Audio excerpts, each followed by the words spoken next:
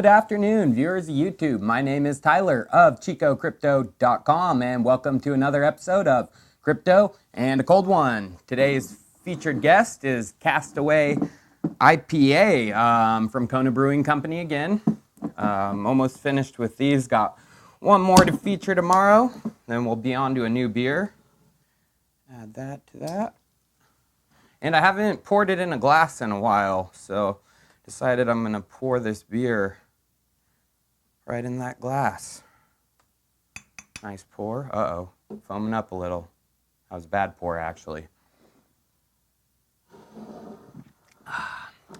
All foam. Put that behind you. So, the crypto markets, they are in turmoil. It seems like Mt. Gox is the gift that keeps on giving, kind of like herpes. Well, Bitcoin still rules and dominates the ebb and flow of the markets, and it seems a whale has been putting downward selling pressure for the past few months. So, I've been around crypto since the first major crash in 2014, when Mt. Gox was hacked, sending the markets crashing. So, as we can see from this chart, the first time I bought Bitcoin was around November 2013. I rode Bitcoin all the way back up to 1200 USD. Then it crashed down to 800, and I decided to sell my first Bitcoin to pay back my grandfather for the money I had borrowed to purchase him. Then I messed around with the 7 BTC I had for the 2-year bear market that followed after the Mt. Gox debacle. Ended up selling, buying, and had almost lost faith in Bitcoin and crypto until March of last year. The bulls returned, but not in any force like they had before. Bitcoin slowly climbed back past its all-time high, and everyone knows the story. We went pop towards the end of 2017, reaching 20K per Bitcoin. So now over the course of a couple months, we have bled down to where we currently are sitting, just below 10K. And guess what? Mt. Gox is coming back to bite us once again. The Mt. Gox trustee, who is in control of the Bitcoins held up in the unfortunate Mt. Gox case, announced that he has sold off $400 million worth of Bitcoin, nearly 40K Bitcoin, over the past few months, creating an extreme amount of downward selling pressure. Well, there are 2 charts circulating on the internet. One shows that Kobayashi, the trustee, sold just before the major crashes we have seen over the past month, and one shows that he sold after the crashes for the most part. I'm not 100% sure which chart to fully believe, but of course, withdrawing 0.2% of the entire crypto market cap will turn the markets around. Imagine withdrawing 0.2% of all the money from the banks over the course of a few months. The world's money supply would go ballistic. It's very ignorant to think that adding such a large number of coins to the overall trading supply would not lower the price. Just look at it in reverse to see the significance. If someone took 400 million and did buy orders over the course of 3 months, what do you think it would have done to the price? Where would we be right now? But people argue that there is $9.2 billion worth of volume in the crypto markets traded per day.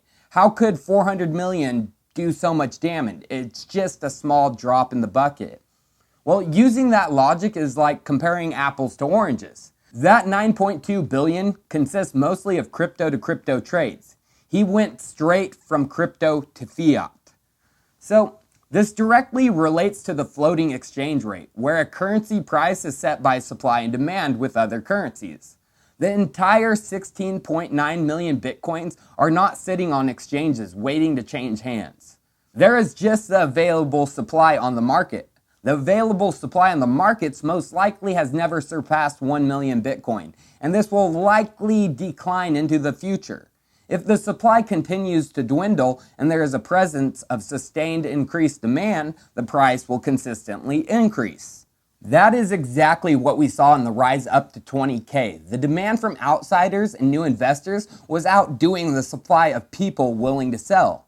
But over the course of a couple months, Kobayashi cashed out 4% of the estimated market supply. Of course, this will have an extremely negative effect on the price. So what is going to happen next?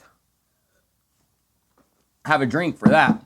Well, the trustee, Kobayashi, still has access to 160K more Bitcoins, But according to Japanese bankruptcy law, once the creditors have been paid back, which 400 million should cover it, the rest of the assets or Bitcoin go back to none other than the infamous Mark Karpeles. But here's the kicker. He has said that he doesn't even want them.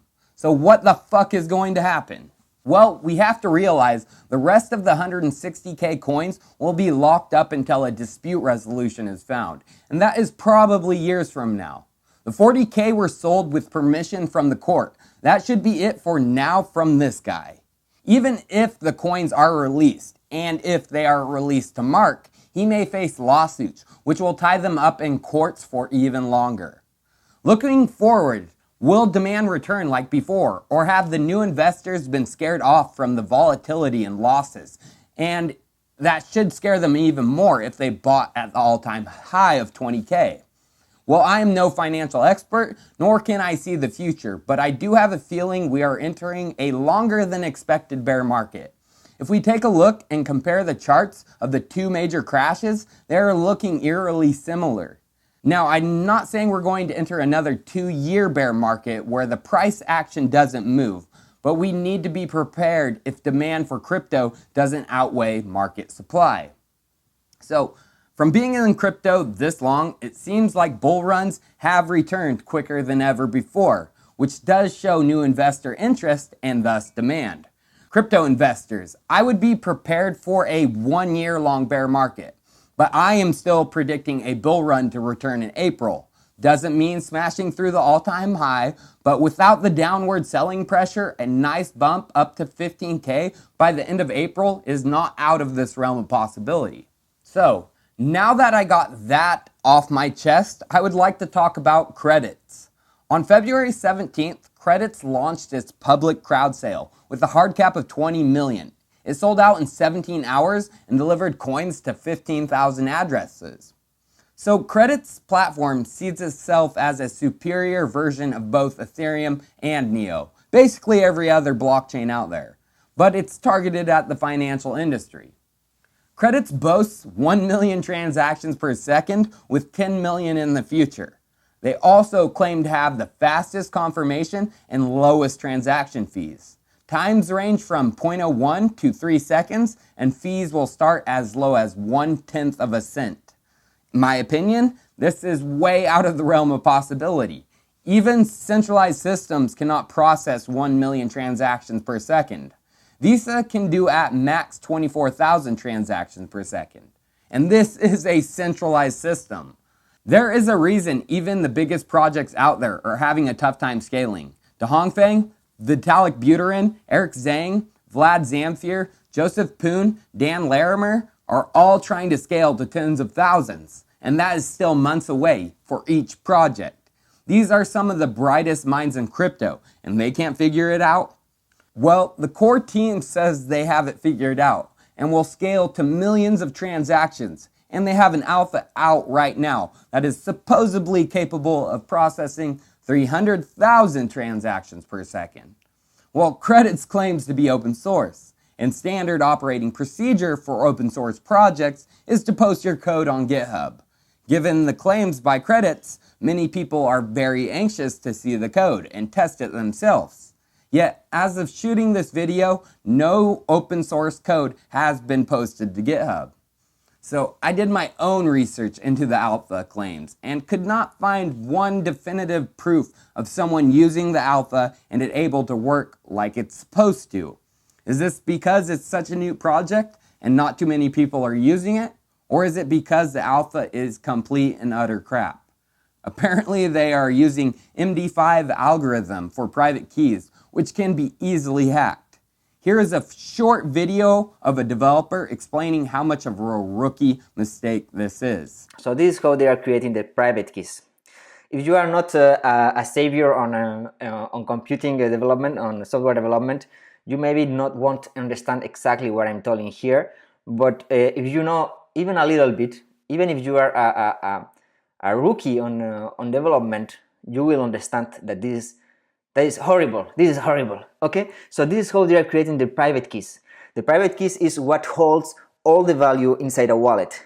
So they are doing MD5 algorithm. They are using MD5 algorithm that is an outdated algorithm on cryptography because there is rainbow tables and it's possible to reverse it. There is collisions. It's a horrible algorithm to do what they are trying to do here. And apparently they have been working on this for 3 years. I'll put the link to the whole video of the developer breaking down and ripping apart the credits platform in the description if you're interested in what else is wrong with the alpha, because there is a lot more he goes on to explain. There are just too many red flags with this project, so all investors be wary. The beta is supposedly to be released in the next few weeks, and that should give us a better understanding of the project's potential or actual use and if it's real, but their roadmap is very sparse in details regarding the actual development. Also, the team is mostly Russian, but they are based in Singapore, which is highly unusual. Finally, they have announced many partnerships, but they are mostly blockchain-related projects, and supposedly they are users of a platform. But the platform is still in the testnet stage and is apparently complete junk. What is going on?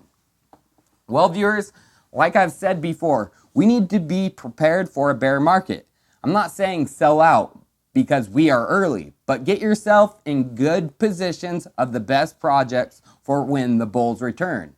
Obviously, one of those projects is not credits. So I'm going to finish the rest of this beer and then I'm going to peace out. So see you tomorrow, viewers. Cheers.